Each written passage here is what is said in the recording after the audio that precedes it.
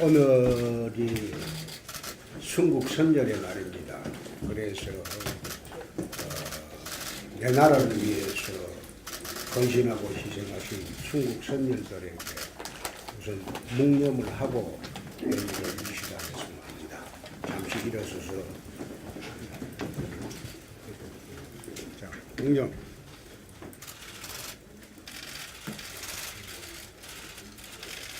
바로 어제 포항을 갔다 왔습니다.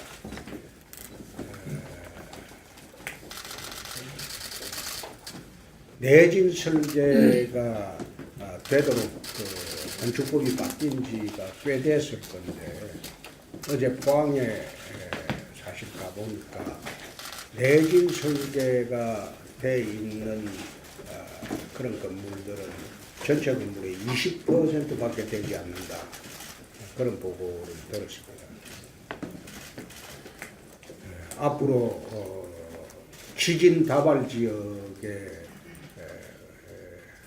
있는 주민들의 안전과 그다음에 보호를 위해서 정부와 민관이 협력을 해서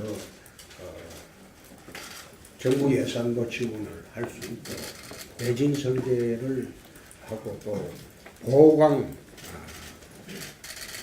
지진 대비해서 보강 작업을 할 수 있도록 당시에 추진을 해 주시기 바랍니다. 어제 지진이 나고 난 뒤에 또 원전 계담이 돌고 있는 것을 보고 참으로 못된 사람들의 행각이다 그런 생각을 했습니다. 우리나라 원전은 대부분 진도 7 이상 강진에 견딜 수 있게 되어 있고 또 원전 5, 6호기 같은 경우에는 강도가 7.5 이상 7.5까지 견딜 수 있도록 설계가 되어 있습니다. 지난번에 이란에 지진 참사가 일어났을 때 아마 지진 사상 가장 사람이 사상자가 많이 났다는 이란의 지진 참사가 진도가 7.3입니다. 7.5 이상 지진이 우리나라 대도시 오면 대부분의 아파트는 다 거주할 수 없게 무너집니다. 그런 참상까지도 대비를 해서 원전 설계를 하고 원전 안전도가 세계 1위인데 또 좌파들이 그런 괴담을 퍼뜨리는 것은 참 우리가 좌파들이 퍼뜨린 광우병 괴담 그 한번 생각을 해보면 참 어이없는 그런 괴담에 국민들이 현혹되는 사례가는 앞으로는 없을 것으로 저는 봅니다. 다음 주 월요일부터 목요일까지 베트남을 우리 방문을 합니다. 우리 당에서 베트남을 방문해서 한국 기업이 베트남에 진출을 참 많이 했습니다. 특히 삼성전자 같은 경우에 구미 공장이 베트남으로 가서 베트남에서 일자리가 지금 삼성전자 하나만으로 10만 개의 일자리가 베트남에 생겼습니다. 또 베트남 전체 수출액의 7%인가 내 기억을 하는데 담당할 정도로 우리나라 삼성전자가 베트남에서 국빈 대접을 받고 있습니다. 왜 기업이 오프쇼어링을 하는지 이 정부가 알아야 됩니다. 또 대기업이 하나 밖으로 나가게 되면 그에 따른 협력업체들이 수백 개 중소기업들이 따라 나가게 됩니다. 지금 우리나라가 해외에 나가 있는 기업만으로 일자리가 100만 개 이상이 해외에 있다고 그런 통계 수치를 봤습니다. 정부가 지금도 기업을 압박을 하고 기업을 옥죄고 그렇게 하면서 기업이 오프쇼링을 계속하는 이런 사태가 가속화되고 있는데 과연 이 좌파 정부의 이런 정책이 대한민국을 위해서 옳은 것인가? 다시 한번 국민들이 한번 되돌아 봐야 할 때입니다. 그래서 베트남을 가서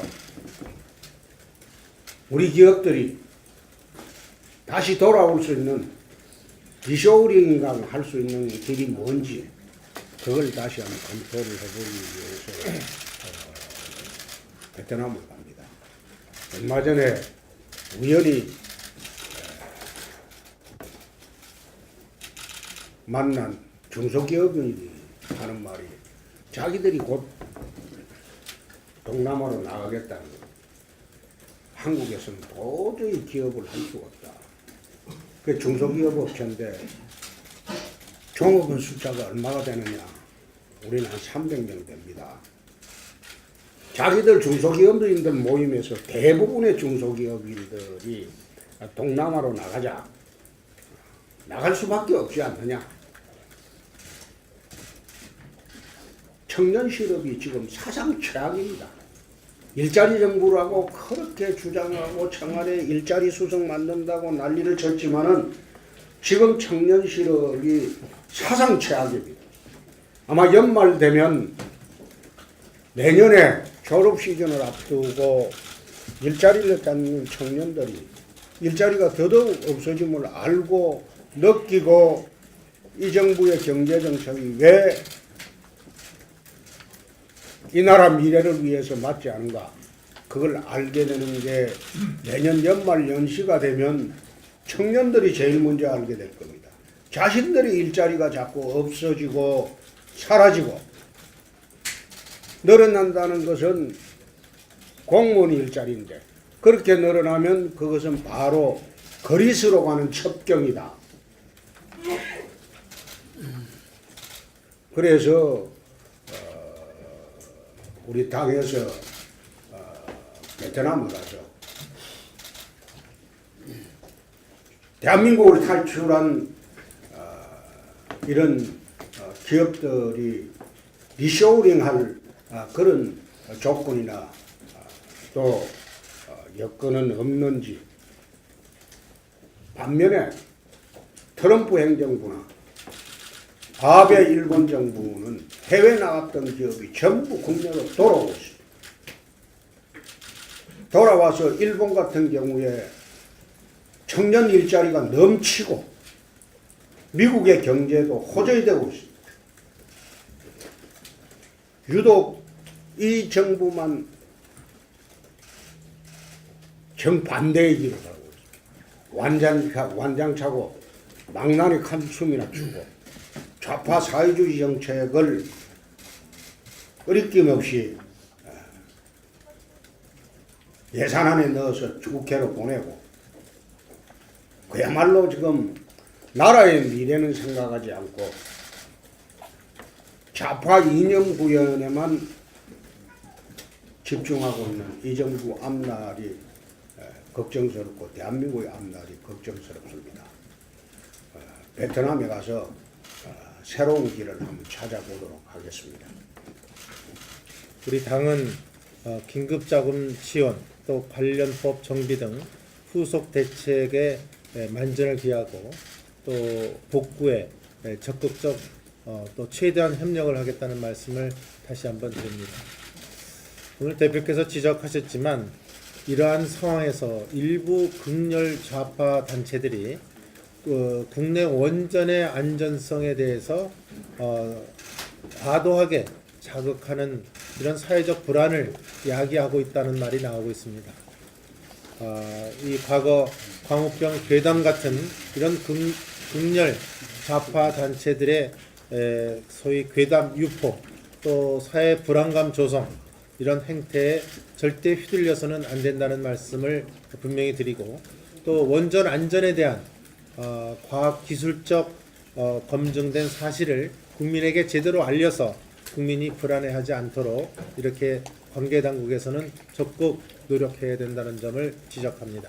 특히 이번 지진 피해 취약성은 오히려 학교나 또는 주택 등 내진 설계가 미흡한 곳에 이런 건물에 집중이 되어 있습니다. 따라서 국회에 계류되어 있는 내진 설계 또 단층 조사 연구 강화 등 지진 대책 관련 법안을 최대한 신속하게 처리하도록 하겠습니다. 문재인 정부의 정치 보복이 점점 노골화되고 있습니다. 이 검찰발 사정이 칼날이 무섭게 휘둘러지고 있습니다. 오늘 새벽에도 전임 정권의 국정원장 두 분이 구속 영장이 발부되고 감옥에 갔습니다.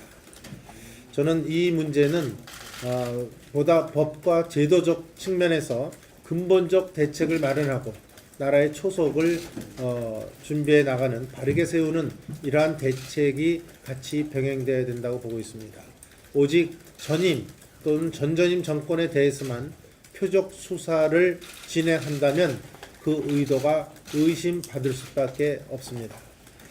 정권에 의한 정치 보복의 악순환이 되지 않기를 분명히 말씀드리면서 제가 여러 차례 얘기했지만 역사는 돌고 돈다 하는 경고의 말씀을 이 정부에도 함께 말씀을 드립니다. 홍종학 후보자에 대해서는 제가 어저께도 이제 더 이상 입이 아파서 더 얘기하기가 어렵다 이렇게 말씀을 드렸습니다마는 제1야당과 제2야당이 절대 부적격 판정을 내리고 또 관련 상임위원회에서 보고서 채택도 되지 못한 상태에 있습니다. 도하의 언론신문들도 취재와 사설을 통해서 홍 후보자의 부적격성에 대해서 강력하게 지적을 해왔습니다. 문재인 대통령이 이렇게 버티기 정치와 오기 정치를 한다고 한다면 과연 국회 운영과 이 나라 운영이 제대로 될 수 있다고 생각하는지 답답함을 금할 수 없습니다. 본래 문 대통령이 얘기했던 협치의 정신 또 국회와 싸우는 것이 아니라 국회의 의견을 존중한다는 기본 태도 또 원활한 국정 운영을 위해서 문재인 대통령의 현명한 판단과 홍 후보자의 분명한 거취 표명이 확실히 있기를 다시 한번 촉구합니다. 한 가지만 더 말씀드리면 추미애 민주당 대표가 지금 정당 외교 차원에서 방미 중에 있습니다. 제가 여당 대표의 방미 활동에 대해서 시시콜콜 언급할 생각은 전혀 없습니다. 이것은 국익과 외교에는 여야가 없기 때문입니다. 다만 최근에 언론계와 외교가에서는 추미애 대표의 방미 행태에 대해서 우려의 시각을 표하고 있습니다. 한미 정상회담의 비공개 내용까지 언급하는가 하면 한미 FTA의 폐기 검토 발언까지 쏟아내고 있습니다.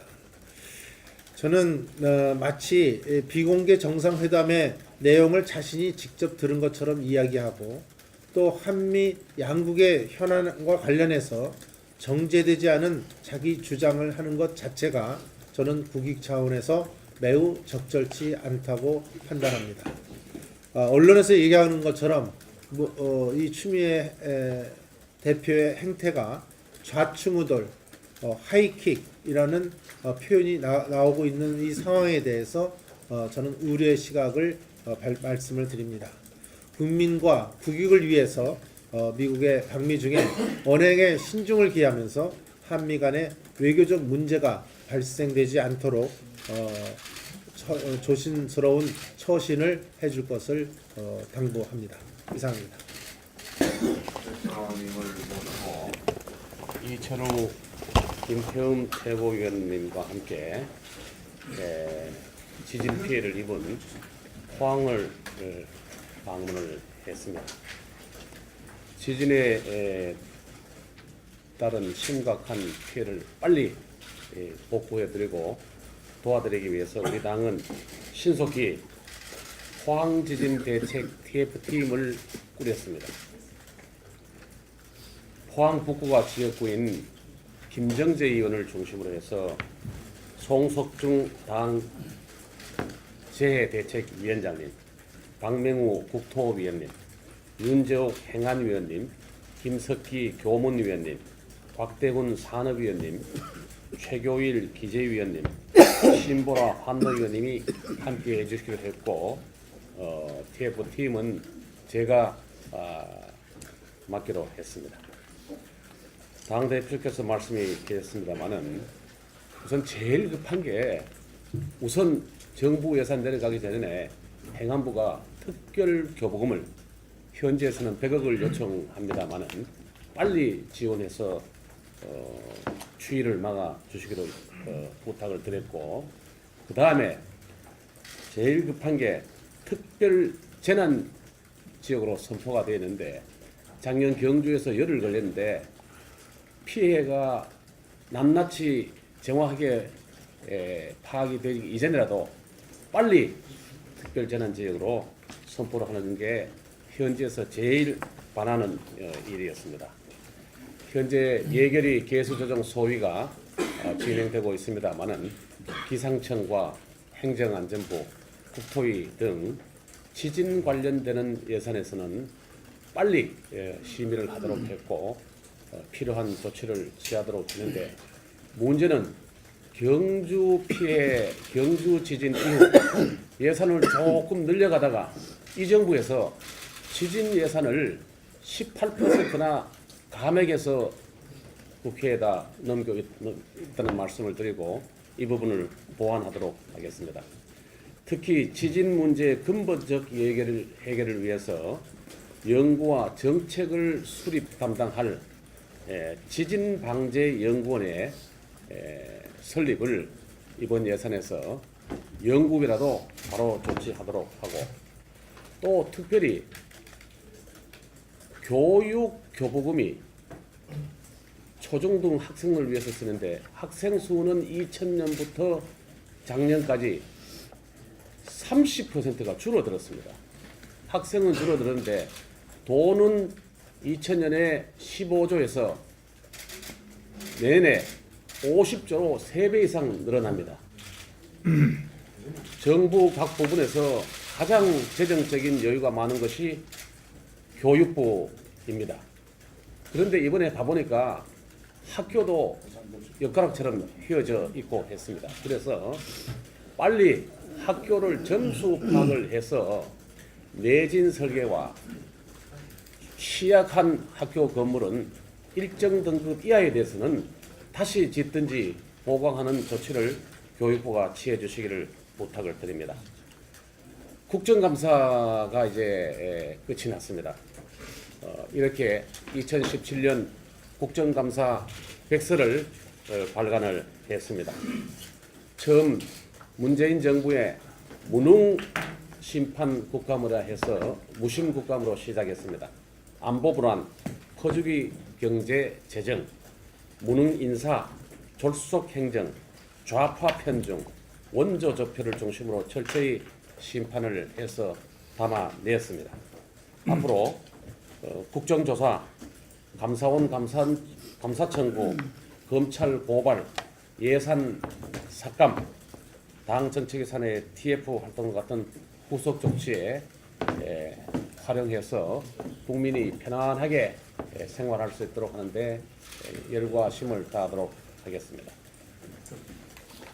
지진피해 대책에 대해서 당 대표는 또 물론 여당도 갔고 총리도 갔는데 그분들이 기대하는 것은 핵에 무슨 그 지원이 있으리라 그렇게 기대를 하고 있는데, 먼저 경주 지진 피해를 봤을 때 아무리 우리 법적으로 해도 큰 보상이 없습니다. 그래서 이분들이 굉장히 실망하고 높은 사람은 다 왔다 가서 다 잘해준다 했는데 이게 뭐냐, 오히려 민심이 이반되는 그런 일들이 많이 있었습니다. 그래서 이번에 저는 우리 당에서 지진 피해 대책위원회도 만들고 거기에서는 당장 조치할 게 그렇게 많지 않을 겁니다.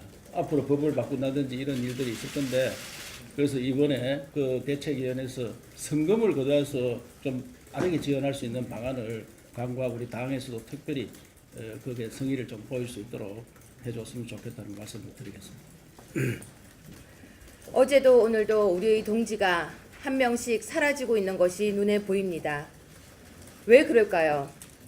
설마가 사람을 잡는다고 하더니 실제로 보수 개멸의 프로젝트가 시작되고 있는 것이 아닌가라는 우려가 있습니다. 전 수석의 사인은 피비린내가 나는 정치 보복의 명분을 만들기 위한 쇼가 아니기를 저는 빕니다. 문재인 정부는 이제 인사에 대한 책임을 져야 합니다. 김상조, 송영무, 강경화, 이효성처럼 홍종학 후보자를 임의로 임명한다거나 하는 일이 절대 있어서는 안 되고 전 수석에 대한 책임도 청와대는 져야 합니다. 이번 포항 지진에 대한 문 정부에 대한 하늘이 준엄한 경고 그리고 천심이라고 하는 지적들이 나오고 있습니다. 문재인 대통령은 결코 이를 간과해서 들어서는 안 될 것 같습니다. 내일 또다시 누가 불의의 객이 될지 걱정해야 하는 지금의 대한민국은 결코 정상이 아닌 것 같습니다. 내일 신문 보기가 또 두렵습니다. 이상입니다. 지진으로 민심이 어수선한 틈을 타서 문재인 정부의 막가파식 행위 정치를 강행하고 있습니다.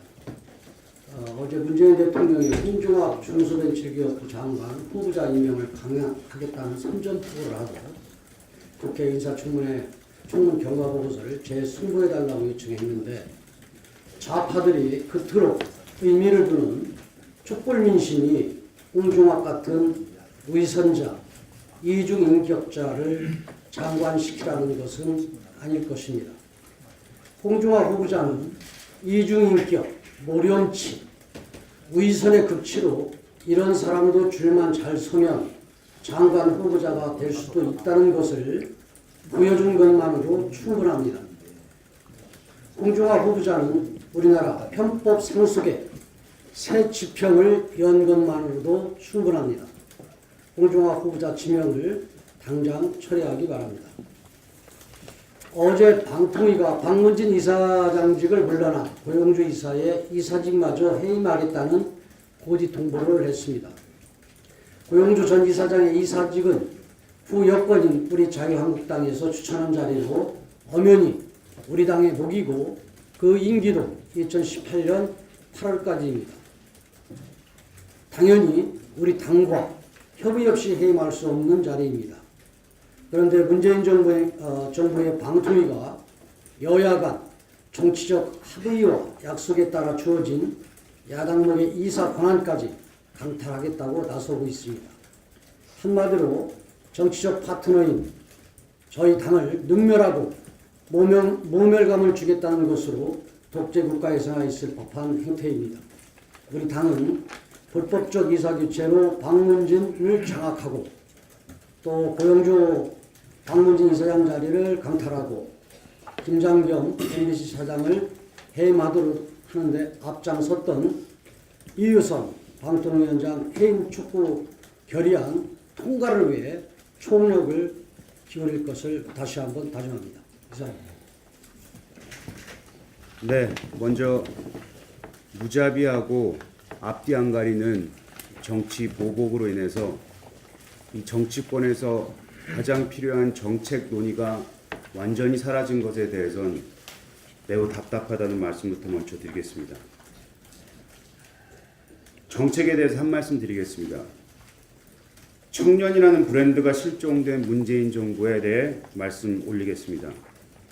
문재인 정부는 출범하자마자 청년 문제를 해결하기 위해 만들어 놓은 지난 정권에서 만들어 놓은 대통령 직속 청년위원회를 폐지했습니다.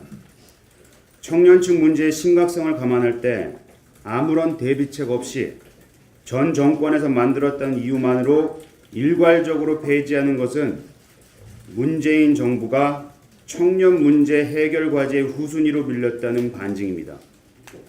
적폐청산이란 해묵은 구호에 집착하느라 정작 청년층에게 소홀한 모습을 보이고 있습니다. 청년위원회를 폐지하며 일자리 관련 업무는 새로 생긴 일자리위원회로 이관됐다고 알려졌으나 청년위원회에서 관련 업무를 맡던 모든 인력을 이곳에서 받거나 그 어떤 기능이 이관이 되었는지에 대해서 정해진 게 없다고 합니다. 결국 이러한 모든 피해는 우리 청년들 그리고 국민들에게 돌아갈 것입니다. 우리 당은 앞으로 지난 대선 당시 청년정책 공약을 다시 점검하고 새로운 정책 이슈도 적극적으로 발굴하고 발표할 예정입니다. 내년 1월, 2월까지 이런 활동을 지속적으로 할 것입니다. 앞서 대표님께서도 말씀하셨지만 청년 실업률이 역대 사상 최악입니다. 청년 실업률은 단기 지표입니다.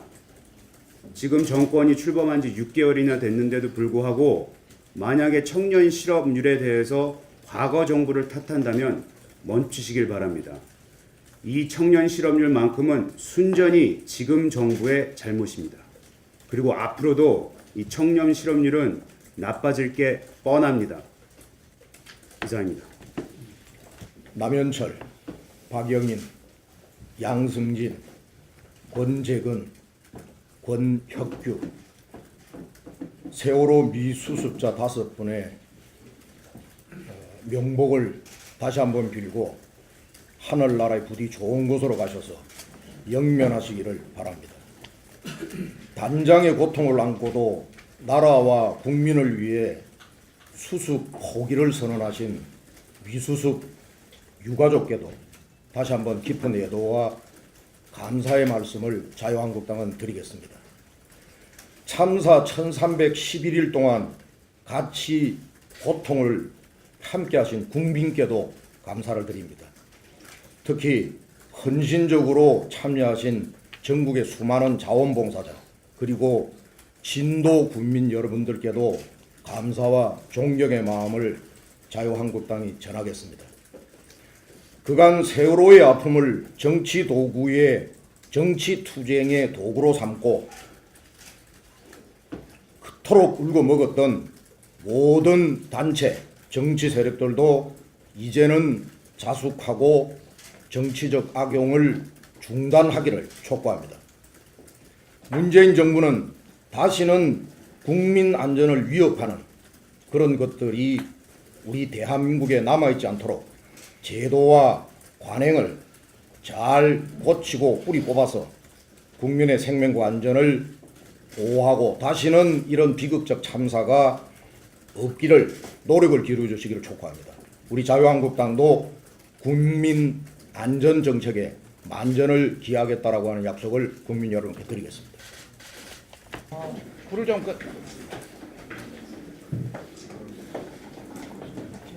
크게 세 가지로 네이버에서 무슨 일이 맞춰서 참고로 대선 하루 전에 어떤 일이 일어났는가를 한번 보겠습니다. 2017년 5월 8일 대선 하루 전에 홍준표 장인이 실시간 검색어 1위에 올랐습니다. 그 하루 전날 민주당 선대위 가짜 대책 문용식 PK가 폐륜 집단이다 이렇게 해서 굉장히 문제가 커졌습니다. 그러자 논란이 하면서 사임을 했습니다. 사임하면서 다음 보겠습니다. 문용식이가 사임했으므로 이제 역공으로 홍준표 장인 문제를 끌고 들어가자 이렇게 치고 나갔습니다. 다음 보겠습니다. 이렇게 00시 40분에 정각에 홍준표 장인으로 검색해 주세요. 또 홍준표 장인 관련 기사에 댓글 달기. 그러니까 그 밑에는 보면 바로 지시가 작전 지시가 내려갔습니다. 01시 40분 정각에 홍준표 장인으로 네이버 검색해 주세요.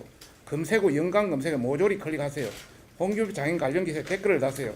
친구 지인에게 검색을 요청하세요. 이렇게 하니까 그 다음 보겠습니다. 요 표 지금 여기 보시면 이게 00시 40분입니다. 해서 바로 2등으로 올라갔는데 이게 13분 후에 요게 보면 이 00시 53분이면 13분 후에 1등으로 올라가서 03시도 1등 쭉 1등 거의 그냥 12시간 넘어까지 계속 24시간 1등을 해 갔습니다. 이제 문 온라인 침입에 관련해서 그동안 저희들이 여러 가지 그 루트를 통해서 한 걸 말씀드리고자 합니다. 문 온라인 침입에 대해서 조직명을 저희들이 한번 스크린 해보니까 지금까지는 달빛 기사다, 문골로 소리, 문각기동에 물론 다른 것도 있습니다만 이게 대표적인 거였습니다. 주요 활동은 주요 활동은 베스트 댓글 조작을 한다든지 또 실시간 검색어를 조작한다든지 또 여러 가지 어떤 커뮤니티 카페 활동을 한다든지 또 우파 지지자의 공격 테러, 문자 테러라든지 댓글 테러를 가하는 이런 형태로 진행이 되었습니다. 그 조작 수법을 보겠습니다. 우선 주동자가 기획해서 지령을 게시를 합니다. 그러면 지령이 수행하고 전파가 되고 결과가 피드백되는 이런 형태로 이루어집니다. 참고로 베스트 댓글 바꾸기 전략은 댓글 공감이 있고 비공감이 있습니다. 댓글 비공감이 3분의 1을 넣으면 이게 자동적으로 내려가 버립니다. 그러니까 어떤 댓글이 어떤 글자가 올라가면은 거기에다 비공감을 계속 넣으면 3분의 1 넣으면 밑으로 내려가 버리니까 이게 그런 식으로 해서 반정부는 내리고 친정부 댓글은 올리는 이런 형태를 취합니다. 두 번째는 실시간 검색어 조작도 가족들의 명의라든지 각종 아이디를 도용해서 도용이든지 조작이든지 해서 전체를 조작하고 있고요.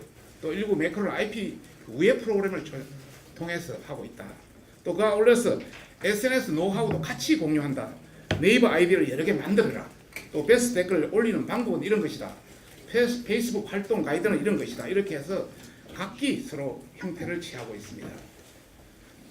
참고로 어느 이 가담자가 올린 하나의 자기 내용입니다. 자기 어떤 그인데요.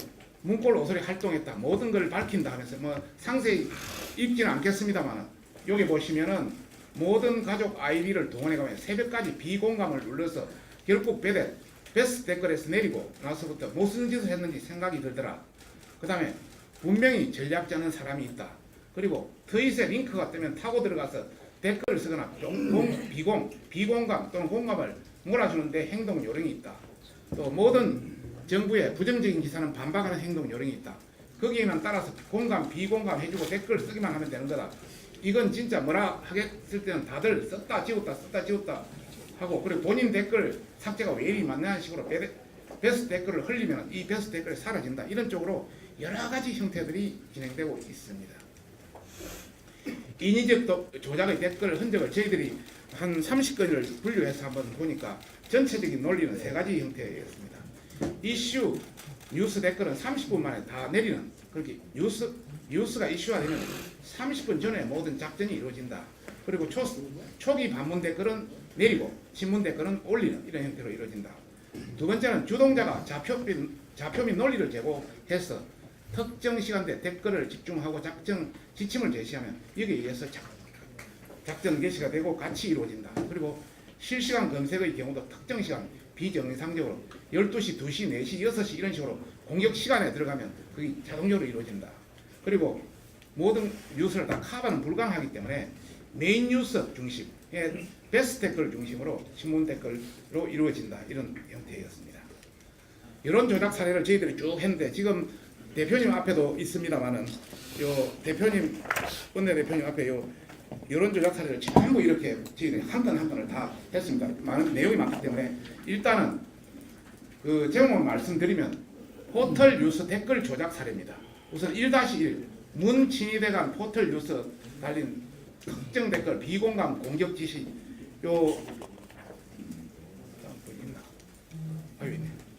방금 이 같은 경우는 이렇게 누가 아이디는 공개하지 않습니다. 공개하면 좀 문제가 되기 때문에 비공감 공격을 하라 이렇게 지시가 내려지면 베스트 댓글 3위 악플을 비공감해 주세요. 요 주소 좌표를 띄워줍니다. 이렇게. 그러면 들어가서 여기다 비공감으로 때려버립니다. 그럼 이거는 쭉 내려가 버립니다. 이런 형태로 이루어진다. 이 방문과 하는 사람이 따로 있어요? 이게 지금 저희들이 파악하기로는 만에서 핵심은 10만까지도 지금 전체를 그렇게 생각하고 있습니다. 방문과 아무것도 안 하고 이것만 한다? 아니 밥 먹고 아무것도 안 하고 이것만 하는 게 아니고 자기들끼리 밥도 먹으면서 전체적으로 같이 연계돼 가지고 작전 개시로 같이 연계돼 있고 조금 있으면 그 비슷한 게 나옵니다. 그 전체적으로 보면 박기영 기술본부장 댓글 도장 쭉 해서 쭉 있습니다. 요거는 그냥 넘어가겠습니다. 그래서 전반적으로 유형은 포털 뉴스 댓글을 조작한다 이런 말씀을 드리고 싶고요. 두 번째는 이게 사례고요. 두 번째 유형은 포털 뉴스 실시간 검색어를 조작합니다. 예를 들어서 최근에 고마요 문제인 실검 조작 1위 올라갔습니다. 이것을 실시간 검색을 조작해서 1등을 올리는 겁니다. 이런 게 두 번째 유형이고 세 번째 유형은 네이버 아이디 다수를 생산해 여론 조작을 뭐 달빛 기사단 네이버 아이디 3개씩 만들어요. 뭘 해요. 지시를 전부 내립니다. 이런 식으로 해서 많은 아이디를 양성한 한 사람이 뭐 가족들이라든지 이런 거 10개, 20개, 100개도 할 수 있다. 이런 말씀을 드리고 싶습니다. 세 번째 형태는 SNS 지침 문구로만 SNS 활동을 독려합니다. 각종 갑철수 문구만 SNS 뭐 갑철수의 여러 가지 어떤 깡패 이런 관련해서 문펜 중심으로 뭐 이런 개념이고요. 기타 형태는 악성 문자 집단을 날리라, 반자파 사이트는 폐지 운동을 벌여라 이런 식으로 국회 입법청은 조작을 지시하는 이런 기라든지 뭐 각종 부산 국제영화제 참석 좋아요 이런 식으로 뭐 계속 올라가는 그런 형태가 되겠습니다. 또 이명박 전 대통령 구속을 촉구하는 지금 최근에 있던 그런 게 나타났는데 이런 내년후에는 그 윤석열이 시켜가지고 이 댓글 조사를 하면 됩니다. 예. 전부 다 잡아오면 됩니다. 그래서 참고로 이제 민주당과의 연계성을 저희들이 한번 스크린해 봤습니다. 김강진 관련해서 당구 얼마나 치지 나한테 이기면 꿀잼 해줄 정도여서 요 위에는 누구라고 표시는 하지 않습니다. 지금 아이디가 드러나기 때문에 같이 다 연계되어 있는 겁니다. 이 애들 핵심하고 당구 못 치는데 이러면서 자기들끼리 가고 김강진 유세 본부장 배재정도 같이 붙여서 같이 자기들끼리 다 이루어지고 있다. 그래서 이 사람은 한 통속이다 이런 말씀을 드리고 싶고요. 그 다음에 배재정을 1등으로 올리자 이러니까 이 사람들이 한꺼번에 달려들어서 배재정이 이렇게 1등 올라갔습니다. 1등, 3등, 4등으로 다 올라갔어요. 배재정까지. 예, 막 올리는 것도 이렇게 간단히 조작이 가능하다 이런 말씀을 드리고 싶은 겁니다. 이게 다 네이버하고 관계되어 있는 겁니다. 다음 번 보겠습니다. 자, 민주당 대 김빈이 최근에 벌어진 겁니다. 힘내세요 김인수를 같이 네이버와 다음 올리자 1등 올리자 응원할까요? 하니까 두 개 다 1등 올라갔습니다. 이렇게. 다음 지금까지 이런 전체적인 벌어진 그 사례를 저희들이 간단하게 했는데 지금부터 한 사항은 신문에 난 사항을 다시 한번 말씀드린 겁니다. 우리가 얼마나 취약하냐 이걸 한번 말씀드리는 겁니다. 참고로 보시면 조작이 용이한 포털 환경에서 두 사람이 PC 100대로 가지고 133만 건을 조작해서 30억 정도를 33억을 해먹었습니다. 이게 금 3년간 33억씩 그러니까 두 사람만 해도 이렇게 네이버 순위 조작이라든지 각종 음식점 잘하고 못하고 이런 거 얼마든지 조작이 가능하다. 우리 선거 환경에서 얼마든지 조작이 가능하다. 이런 말씀을 드리고 싶습니다. 그래서 우리가 정말 뭔가를 가지고 이제 달라붙어야 됩니다. 우리가 인원이 굉장히 적습니다만 정말 저기 신경을 써야 된다는 말씀을 드리고 싶습니다. 두 번째입니다. 우리가 지금 대남 공작지 자유지대라고 생각하는데 정말 우리 한국당이 너무 취약한 게 지금 북한 사이버 사령부에서 남쪽 주민으로 100만 개를 확보해서 중국이나 동남아시아 가서 인터넷 유흥비를 유포합니다. 얘들 밑에 보십시오. 지원 조직이 4,200명 13개, 해외 조직, 해킹 조직이 6,000명이 달라붙고 있습니다. 우리 사이버 사령부 지금 항상 공격받고 있습니다만 엄청나게 강화해야 됩니다.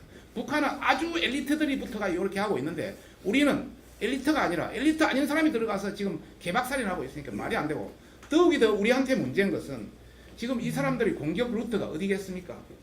전부 자유한국당 아니겠습니까? 민주당을 공격하겠습니까? 그렇다고 정의당을 공격하겠습니까? 그래서 우리가 취약하다. 정말 우리가 눈 뜨고 봐야 된다. 이런 차원에서 앞으로 우리 선거 운동에도 결코 유리한 환경은 아니다. 이런 말씀을 드리고 싶습니다. 저희들이 왜 북한을 주저기를 하지 않는지 한번 생각해 볼 필요도 있다. 이런 말. 세 번째 파트는 네이버의 의도적인 무책임이다. 이거는 앞으로 물고 늘어가야 된다는 생각이 듭니다. 최근에 2017년 보면 댓글 공감 비율순 정렬 베타 서비스를 제공했습니다. 2월 달에. 이게 뭐냐? 댓글이 높으면 위로 무조건 올라가 버리는, 공감이 높으면 무조건 올라가 버리는 겁니다. 그러니까 작전을 치고 들어가면 무조건 올라가는 겁니다. 그 다음에 두 번째는 댓글 접기 요청. 다른 사람이 그 댓글 나쁘다 뭐 하다 접기 해달라고 요청해가 거의 많으면 댓글이 접기로 자동으로 들어가 버립니다. 그러니까 정부의 어떤 비판적인 그런 걸 다른 사람을 이어서 접기 요청으로 들어가 버리면 접기에 들어가 버립니다. 이거는 이제 본격적으로 6월 달에 공감 비율 확대 적용이 되었다는 건데요. 참고로 보시면은 문 정부 인사정책 비판에 1시간 뒤에 사라진 댓글 이래가지고 어느 뭐 이름이 나왔습니다만은 이분이 직접 문 정부 인사정책을 비판하니까 사라져버리고 사용자의 요청으로 접힌 댓글입니다. 이렇게 접힌 기능을 주니까 이렇게 악용을 하는 겁니다. 이런 형태가 이루어진다.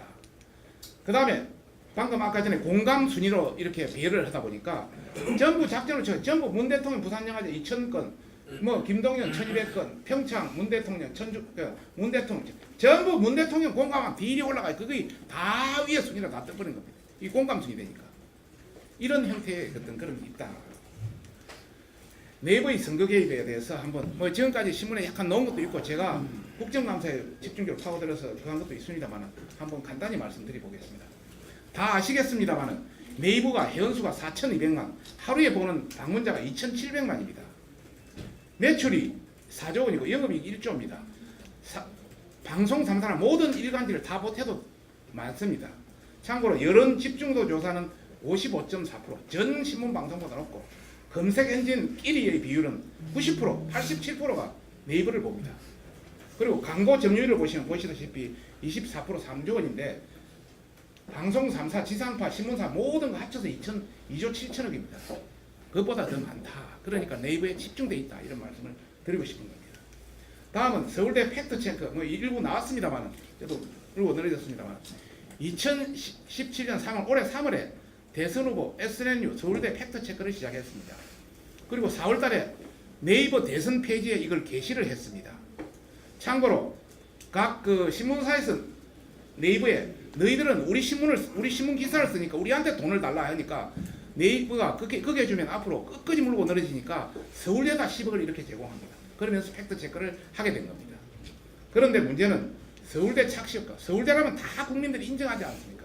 그런데 서울대는 이 언론 자기들이 팩트 체크한 것이 아니고 언론사 기사를 단지 모아준 장소에 불과합니다. 플랫폼에 불과합니다. 자기들은 팩트 체크한 게 한 건도 없습니다. 그런데 국민들은 전부 서울대가 검증을 거쳤다 이렇게 보고 그렇게 몰려 들어간 겁니다. 참고로 그 사례를 한번 보면은 두 번째 보면 단수 검증 우리가 177개를 한번 스크린을 해보니까 177개 중에 검증된 그 자기들이 그 서울대 팩트체크 177개 기사 중에 85%가 한 개 언론사에서 보도한 걸 그대로 올렸습니다. 그러니까 이게 맞는지 안 맞는지 모르죠. 그런데 그 사례를 한번 보겠습니다.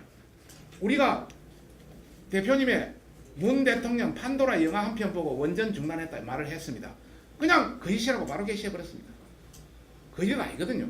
두 번째는 지지율 뜨는 홍, 박근혜 득표율 80% 얻으면 이긴다. 80% 얻으면 이긴다고 이렇게 했는데 아이고 배터리가 왜 이러냐. 그런데 대체로 거짓이라고 이렇게 판매해버렸습니다. 그런데 실제 80%가 41%입니다. 41%의 문 대통령이 대통령이 됐잖아. 맞는 말이거든요. 이렇게 그냥 자기들 마음대로 뛰어버린다. 어느 언론사에 그걸 해버린다. 이렇게 해서 서울대 팩트 체크도 완전 팩트 체크가 아니라 이것은 잘못된 것이다. 두 번째는 네이버 기사에서 메인 뉴스 타이틀에서 지난번 그 대선에서 문재인은 287번이 대선 타이틀에 메인 타이틀에 떴습니다.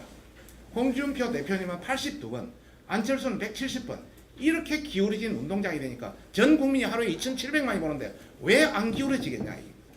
그래서 우리도 눈 뜨고 봐야 된다. 이제는 네이버를 공정 선거 관련해서는 완전 공정 이런 보도 차원에서 적절히 들고 있다고 해야 된다. 참고로 네이버는 신문 기사를 마음대로 배열을 바꿀 수가 없습니다. 그대로 옮겨야 되는데 이거는 방송법 위반인데 네이버 보시면은 다음에서 요게 한국일보에 첫날 동선모 선거운동 방향을 알 수 있다 이렇게 타이틀을 거니까 바로 바꿔가지고 문재인은 통합, 안철수는 국민, 홍준표, 유승민은 기적이 일어나야 된다 뭐 이런 식으로 바꿔버립니다. 네이버 양강구도 흔들으니까 대선 판대 요청 뭐 이런 식으로 완전 바뀌어가지고 포털 제목을 보면은 상당히 문한테 유리하게 전개되고 있다. 있을 수 없다 이런 일이. 참고로 구글은 13개 알고리즘을 가지고 자동적으로 기계에 의해서 1등부터 차차차 뉴스 배열이 되는데 우리는 사람이 들어가서 배열을 하니까 이렇게 문제가 있다. 그래서 앞으로 이게 대해서 집중적으로 물고 늘어져야 된다. 이런 말씀을. 그리고 당 대응 방안에 대해서는 뭐 간단히 말씀드리겠습니다. 지금 대응을 어느 정도 하고 있습니다만은 선관위 차원의 조사 대응에 대해서 앞으로 철저히 물고 선관위하고 저희들 같이 하기로 했고요. 당 법률지원단과 여론조작 사례에 대해서 어떤 형태가 될지 이걸 가지고 한 건 한번 스크린을 해서 물고 늘어지고 선거 보면 선거가 지났기 때문에 약간 여지가 있더라고요. 여하튼 그 공선법, 신문법 각종 어떤 법을 활용해서 전반적으로 해나가겠다. 그 미디어 제도 개선 TF는 구성돼 가지고 지금 움직이고 있고 여기에 대해서도 포괄적으로 돼야 되겠다. 세 번째는 국민 관심 관련해서 여론 조작 센터를 제거해서 정말 앞으로 DB 구축과 법적 대응해서 앞으로 케이스 하나하나마다 물고 늘어져야 된다. 그리고 뭐 대표님한테 말씀드립니다만 앞으로는 전문가 토론 간담회도 개최해서 전반적으로 여기에 대해서 그걸 하고 야상당 온라인 여론조작 공동 대응 국민의당도 피해를 받고 다른 당도 받기 때문에 한번 이건 해볼 필요가 있다. 이런 차원에서 공동 대응을 하고요. 우리 내부에 대한 부분은 빼었습니다. 내부에 대한 부분도 적극적으로 다양하게 해 나가야 된다. 이런 말씀을 드리고 싶습니다.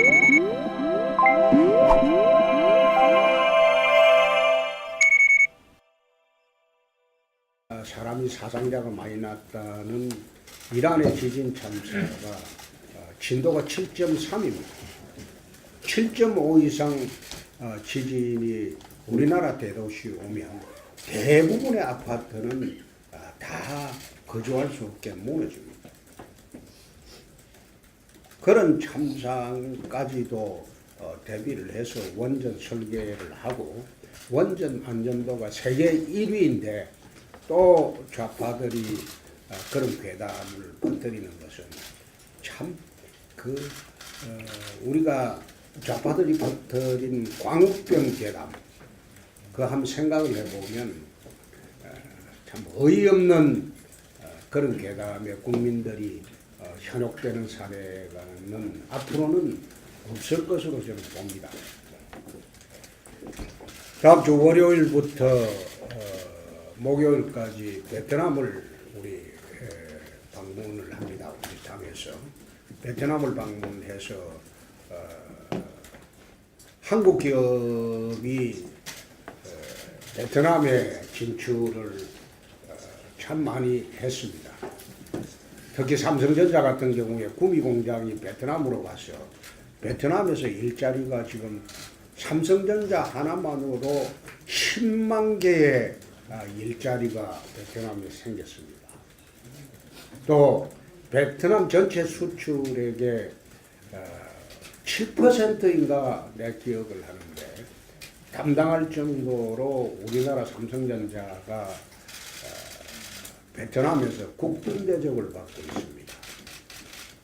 왜 기업이 오프쇼어링을 하는지 이 정부가 알아야 됩니다. 또 대기업이 하나 밖으로 나가게 되면 그에 따른 협력업체들이 수백 개 중소기업들이 따라 나가게 됩니다. 지금 우리나라가 해외에 나가 있는 기업만으로 일자리가 100만 개 이상이 해외에 있다고 그런 통계 수치를 봤습니다. 정부가 지금도 기업을 압박을 하고 기업을 옥죄고 그렇게 하면서 기업이 오프쇼어링을 계속하는 이런 사태가 가속화되고 있는데 과연 이 좌파 정부의 이런 정책이 대한민국을 위해서 옳은 것인가? 다시 한번 국민 정반대의 길을 가고 있습니다. 완장차고 망나니 칼춤이나 추고 좌파 사회주의 정책을 끄리낌 없이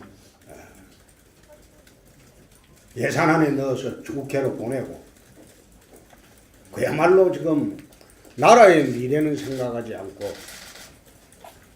좌파 이념 구현에만 집중하고 있는 이 정부 앞날이 걱정스럽고 대한민국의 앞날이 걱정스럽습니다. 베트남에 가서 새로운 길을 한번 찾아보도록 하겠습니다. 우리 당은 긴급자금 지원 또 관련법 정비 등 후속 대책에 만전을 기하고 또 복구에 적극적 또 최대한 협력을 하겠다는 말씀을 다시 한번 드립니다. 오늘 대표께서 지적하셨지만 이러한 상황에서 일부 극렬 좌파 단체들이 국내 원전의 안전성에 대해서 과도하게 자극하는 이런 사회적 불안을 야기하고 있다는 말이 나오고 있습니다. 이 과거 광우병 괴담 같은 이런 극렬 좌파 단체들의 소위 괴담 유포 또 사회 불안감 조성 이런 행태에 절대 휘둘려서는 안 된다는 말씀을 분명히 드리고 또 원전 안전에 대한 과학 기술적 검증된 사실을 국민에게 제대로 알려서 국민이 불안해하지 않도록 이렇게 관계 당국에서는 적극 노력해야 된다는 점을 지적합니다. 특히 이번 지진 피해 취약성은 오히려 학교나 또는 주택 등 내진 설계가 미흡한 곳에 이런 건물에 집중이 되어 있습니다. 따라서 국회에 계류되어 있는 내진 설계 또 단층 조사 연구 강화 등 지진 대책 관련 법안을 최대한 신속하게 처리하도록 하겠습니다. 문재인 정부의 정치 보복이 점점 노골화되고 있습니다. 이 검찰발 사정이 칼날이 무섭게 휘둘러지고 있습니다. 오늘 새벽에도 전임 정권의 국정원장 두 분이 구속 영장이 발부되고 감옥에 갔습니다. 저는 이 문제는 보다 법과 제도적 측면에서 근본적 대책을 마련하고 나라의 초속을 준비해 나가는 바르게 세우는 이러한 대책이 같이 병행되어야 된다고 보고 있습니다. 오직 전임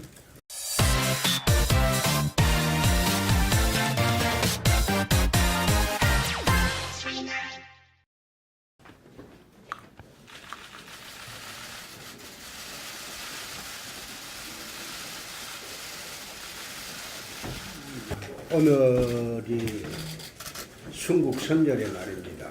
그래서 내 나라를 위해서 헌신하고 희생하신 순국선열들에게 우선 묵념을 하고 연결 시간했으면 합니다. 잠시 일어서서 자, 묵념.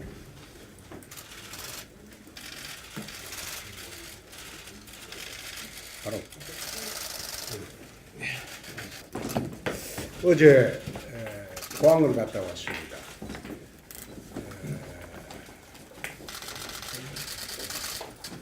내진 설계가 되도록 건축법이 바뀐 지가 꽤 됐을 건데 어제 포항에 사실 가보니까 내진 설계가 돼 있는 그런 건물들은 전체 건물의 20%밖에 되지 않는다. 그런 보고를 들었습니다. 앞으로 지진 다발 지역에 있는 주민들의 안전과 그다음에 보호를 위해서 정부와 민관이 협력을 해서 정부 예산도 지원을 할 수 있도록 내진 설계를 하고 또 보강 지진 대비해서 보강 작업을 할 수 있도록 당시에 추진을 해 주실 바랍니다. 어제 지진이 나고 난 뒤에 또 원전 계담이 돌고 있는 것을 보고 참으로 못된 사람들의 행각이다 그런 생각을 했습니다. 우리나라 원전은 대부분 진도 7 이상 강진에 견딜 수 있게 되어 있고 또 원전 5, 6호기 같은 경우에는 강도가 7.5 이상 7.5까지 견딜 수 있도록 설계가 되어 있습니다. 지난번에 이란에 지진 참사가 일어났을 때 아마 지진 사상 가장 또는 전전임 정권에 대해서만 표적 수사를 진행한다면 그 의도가 의심받을 수밖에 없습니다. 정권에 의한 정치 보복의 악순환이 되지 않기를 분명히 말씀드리면서 제가 여러 차례 얘기했지만 역사는 돌고 돈다 하는 경고의 말씀을 이 정부에도 함께 말씀을 드립니다. 홍종학 후보자에 대해서는 제가 어저께도 이제 더 이상 입이 아파서 더 얘기하기가 어렵다 이렇게 말씀을 드렸습니다마는 제1야당과 제2야당이 절대 부적격 판정을 내리고 또 관련 상임위원회에서 보고서 채택도 되지 못한 상태에 있습니다. 도하의 언론신문들도 취재와 사설을 통해서 홍 후보자의 부적격성에 대해서 강력하게 지적을 해왔습니다. 문재인 대통령이 이렇게 버티기 정치와 오기 정치를 한다고 한다면 과연 국회 운영과 이 나라 운영이 제대로 될 수 있다고 생각하는지 답답함을 금할 수 없습니다. 본래 문 대통령이 얘기했던 협치의 정신 또 국회와 싸우는 것이 아니라 국회의 의견을 존중한다는 기본 태도 또 원활한 국정 운영을 위해서 문재인 대통령의 현명한 판단과 홍 후보자의 분명한 거취 표명이 확실히 있기를 다시 한번 촉구합니다. 한 가지만 더 말씀드리면 추미애 민주당 대표가 지금 정당 외교 차원에서 방미 중에 있습니다. 제가 여당 대표의 방미 활동에 대해서 시시콜콜 언급할 생각은 전혀 없습니다. 이것은 국익과 외교에는 여야가 없기 때문입니다. 다만 최근에 언론계와 외교가에서는 추미애 대표의 방미 행태에 대해서 우려의 시각을 표하고 있습니다. 한미 정상회담의 비공개 내용까지 언급하는가 하면 한미 FTA의 폐기 검토 발언까지 쏟아내고 있습니다. 저는 마치 비공개 정상회담의 내용을 자신이 직접 들은 것처럼 이야기하고 또 한미 양국의 현안과 관련해서 정제되지 않은 자기 주장을 하는 것 자체가 저는 국익 차원에서 매우 적절치 않다고 판단합니다. 언론에서 얘기하는 것처럼 이 추미애 분들이 한번 되돌아봐야 할 때입니다. 그래서 베트남을 가서 우리 기업들이 다시 돌아올 수 있는 리쇼링강 할 수 있는 길이 뭔지 그걸 다시 한번 검토를 해보기 위해서 베트남을 갑니다. 얼마 전에 우연히 만난 중소기업인이 하는 말이 자기들이 곧 동남아로 나가겠다는 거예요.